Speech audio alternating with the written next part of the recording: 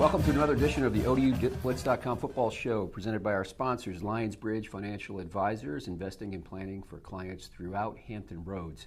I'm Ed Miller, the Virginian-Pilot beat writer for ODU, and I'm here with Harry Minium. And let's talk about what ODU did last week, Harry.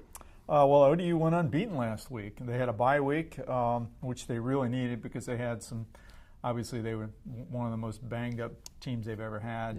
Yes. So Ed, tell us, you've been to practice. I've been once. You've been to a number of practices. Tell us what they've looked like in practice and how many of the walking wounded are now back in pads.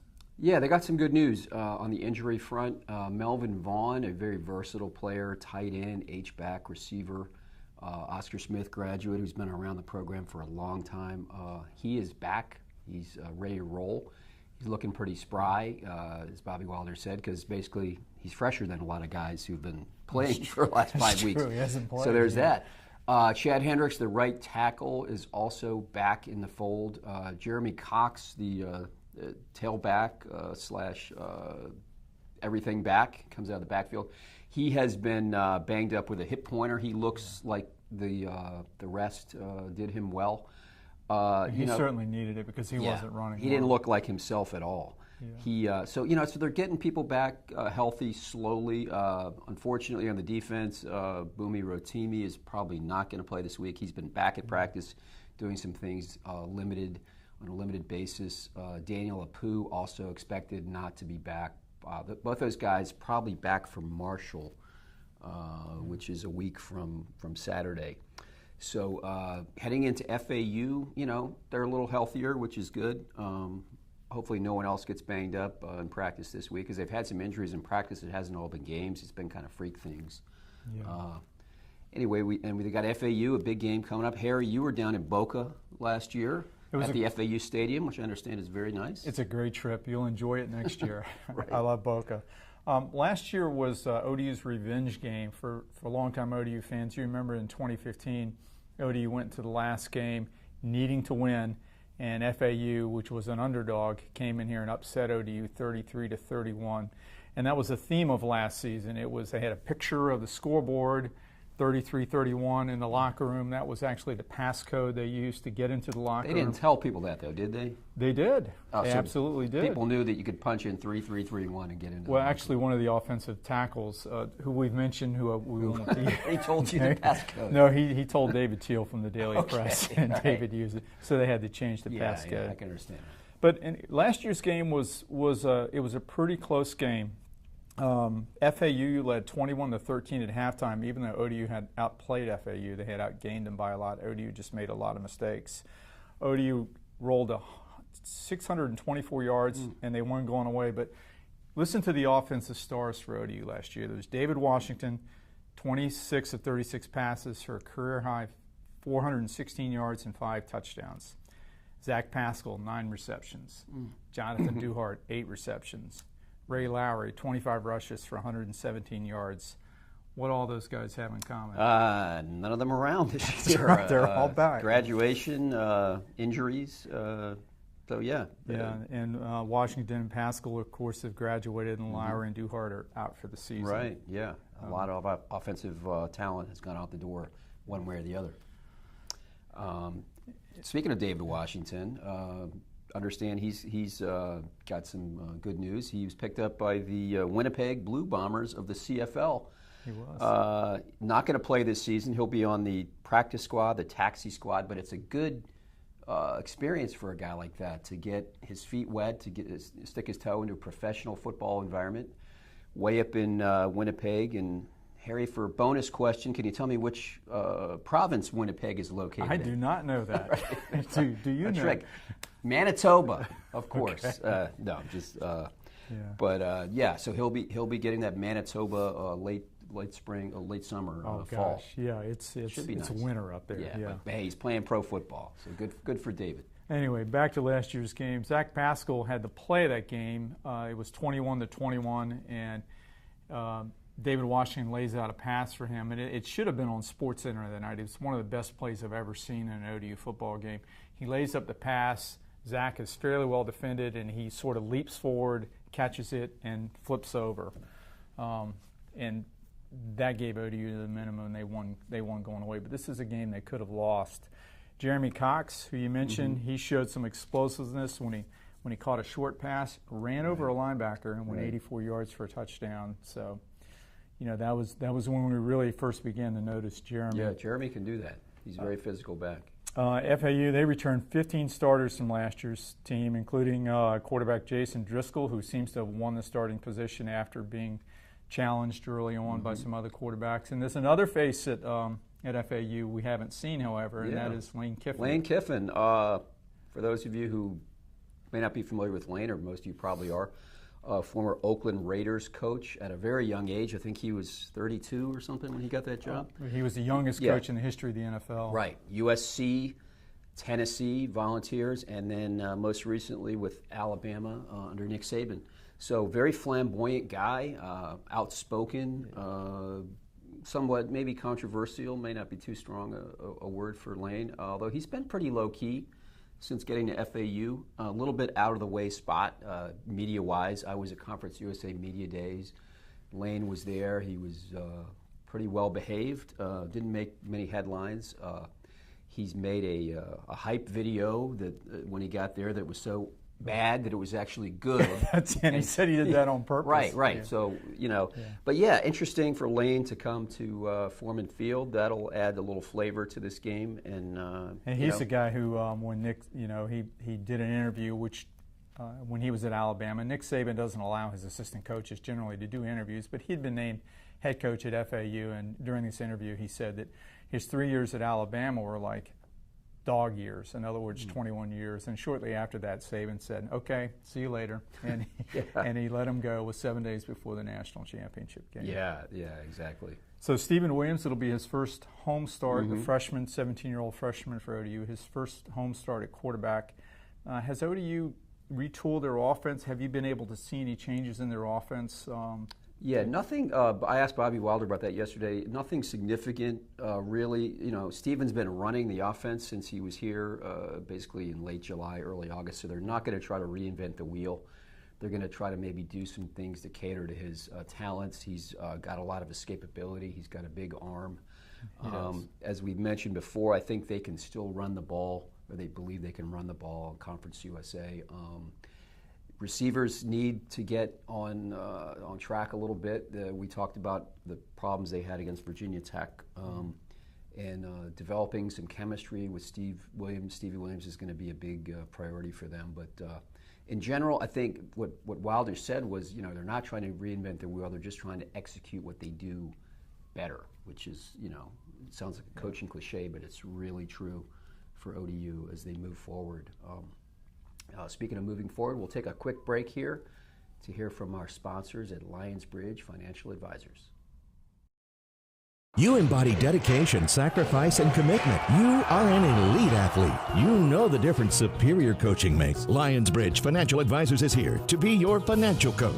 We'll help you pack for your athletic journey by gathering a complete picture of where you are and where you want to go, and by working with other trusted professionals on your behalf.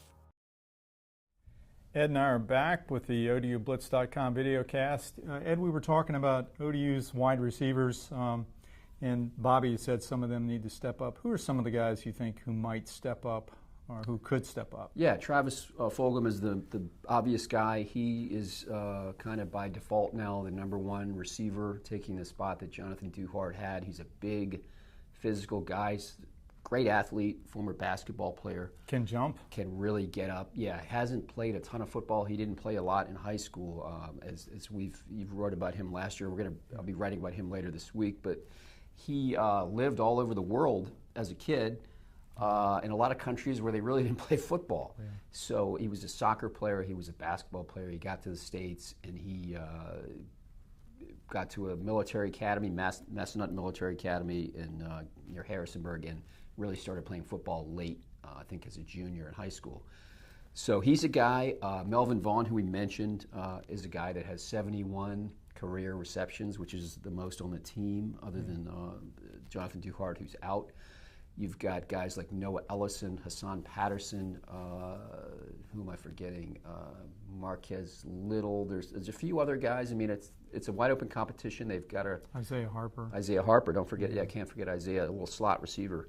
So we'll see. They definitely need some more production from that, and not only the receivers, but the tight ends too, who haven't really been heard from much at all this year.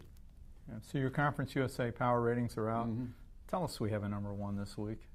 No, we don't have a number one yet. We're still stuck at two number twos, and the same teams, UTSA and La Tech, are sharing that top spot. UTSA didn't play last week, so I kind of felt like I didn't want to move anybody down who had a bye week. Yeah. Wouldn't really be fair to them. Although there was a lot of movement elsewhere in the poll, in the rankings.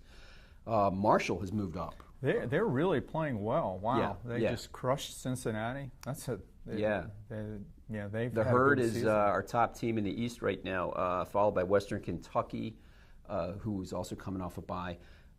North Texas has been impressive offensively, putting up a lot of points, a lot of yardage. They're number 5.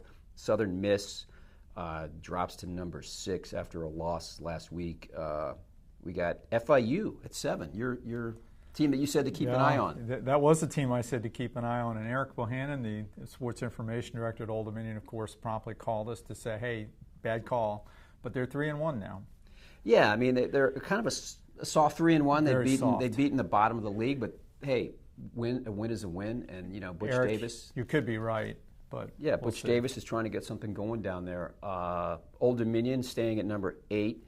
FAU, their opponent this week, coming in at 9, so that's like an NCAA tournament game, 8-9 matchup. Right. Then Middle Tennessee dropping all the way down to 10 after a loss last week to FAU. And just think, this is a team that won at Syracuse, beat an ACC team. They are just, if you think Old Dominion's got injury problems, Middle Tennessee's really got injury problems with their quarterback, their top receiver, and some of their defensive players are banged up this week. I think they'll get back on track. They're at home against FIU, and I think that'll be a good opportunity for them to get it going.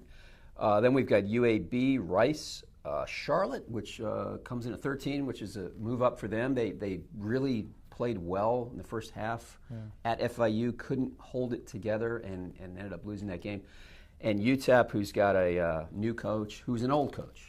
Their interim coach, Mike Price. Tell us about Mike Price. You know a little about him. Mike Price is an interesting guy. He was the head coach at Washington State, did really well there. And if you win at Washington State, you're doing something. Right. Yeah, they hadn't won since. Mike Leach now is getting has some success there. But Mike Price got the Alabama job and actually didn't hold on to it very long. He had some off-the-field escapades, if you will.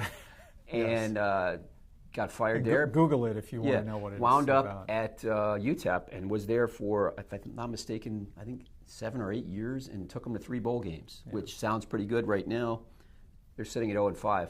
Mike Price is 71 years old. I don't think he's interested in the job going forward. I think he's the guy they brought in to stabilize the program, get them through the rest of the year for UTEP. So UTEP is in our bottom spot right now. Well, let's look at the Conference USA games this week. Southern Miss at UTSA. I think it's a game of the week because Southern Miss is 2-2, 0-1 in the league. They're pretty desperate for a win, and if UTSA wins, they'd be 4-0.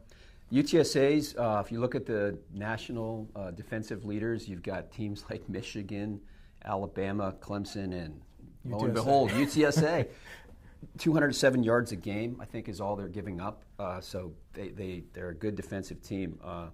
We mentioned FIU at Middle Tennessee. Middle's kind of in a must-win spot. Yes. FIU, if they win, then they're 4-1. Right. Yeah. They're in the driver's seat. So we'll see.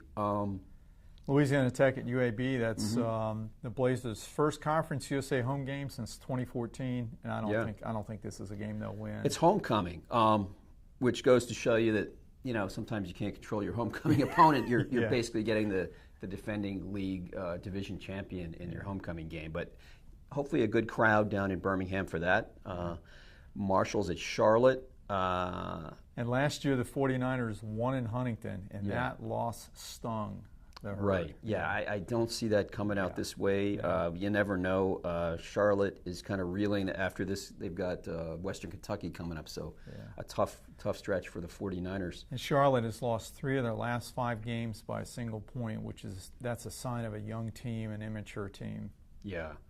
Army's at Rice. Army is taking a tour. Actually, Army played UTEP last week in West Point, but they are playing these Texas schools. Yeah, they play a lot of Conference USA Texas schools because they have a big following. There are a lot of Army bases in Texas and a lot of retirees. And Army's an independent, of course, so scheduling for them, they've got certain games with the other service academies, but their schedule, they need to get games where they can, and these are winnable games. They are. For the Black Knights. Yeah.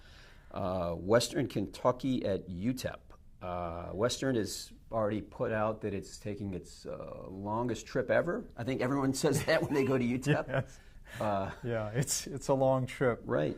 The good news for them is they're going to a great city. El Paso is my favorite Conference USA city. It's people there are just wonderful. You've been there. I like El Paso. Everybody that gets there, it's hard to get to, but once you're there, it's a very welcoming place. There's great Mexican food there. It's a very scenic place, and plus they'll probably take the 4-hour plane ride back with their first league victory, I would think. Yeah, if Western loses this one, they've got problems for sure. So who are you picking this week between ODU and FAU? I think the Monarchs can get this done. I think they've had 2 weeks to prepare. Offensively, Stephen Williams, every practice he gets, I think, is valuable at this point. Their defense is pretty good. Turnovers are going to be huge, as they always are. Florida Atlantic does not turn it over. They lead the conference in turnover margin, and they've come up with some takeaways. So that's going to be big. This is a very important game for ODU. I think they can get it. I think it'll be fairly low scoring, 24-20, somewhere in that ballpark. I was going to pick 27-24, but mainly because I think it's about a 3-point game either way. I think it'll be a close game. I think it's a game Old Dominion could win, but it's also a game they could lose. And if they lose, they're in a tough spot because then they've got to go to Marshall and then host Western Kentucky, after having lost 3 in a row. So Bobby Wilder said this morning at practice, this is a big game for us, and it is. Absolutely. When you look at what they've got coming up, like you said, Marshall, Western Kentucky, and then North Texas down the road. North Texas is, and they've got to go to Denton, Texas. That's 4 pretty tough games coming up, so the Monarchs really need to get this one at home in front of I think we mentioned earlier, we're looking, it's fall break. It's fall ODU. break at ODU, so will be fall break next week, I think. Yes. Yeah. So we'll be checking on ticket sales to see whether they have their 56th sellout in a row. This would be 56, but they're doing some promoting pretty heavily to try to keep that streak alive. We'll see how that goes. 2 tickets for $20 a piece, I think. You can pick any 2 of the 4 games for $20 each. It sounds like we're doing a commercial here, but that's the promotion they've got, and actually not a bad deal when you think about it. It's not a bad deal. And we'll be back next week to tell you all about how it went at FAU, win, loss, whether they were able to keep their sellout streak going, everything that we can bring you about ODU football. For Harry Minium, this is Ed Miller. Thanks for watching again this week. This is the ODUblitz.com football show presented by Lionsbridge Financial Advisors, providing investing and planning for clients throughout Hampton Roads. Questions, comments, criticisms, reach out to us and follow us on Twitter. We also respond to emails. And don't forget to go to ODUblitz.com for the most complete Monarch coverage anywhere. Thanks again. We'll see you same time next week. See you next week.